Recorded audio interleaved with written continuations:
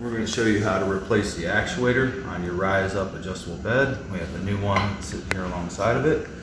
We're going to pull these pins out. Make sure you set those to the side and save them. We're going to pull the big pin out on either end. We're going to set this motor just out of the way, the actuator out of the way. We're going to put the new one in. Get it in position. Slide your pins back in to match. Put the cotter pin back in on both of them. And then we're going to make the electrical connections. So we're going to disconnect the remote from the old one.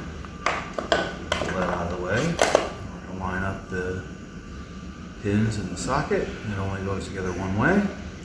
Slide that together. And then for the power supply cord, we're going to undo that connection. Slide the motor out of the way. We're going to get the connector from the actuator. It's got a blade and a pin. Slide that together. Clasp it together. And then attach to the cord grips on the base. We've changed the actuator on the Rize Up adjustable base.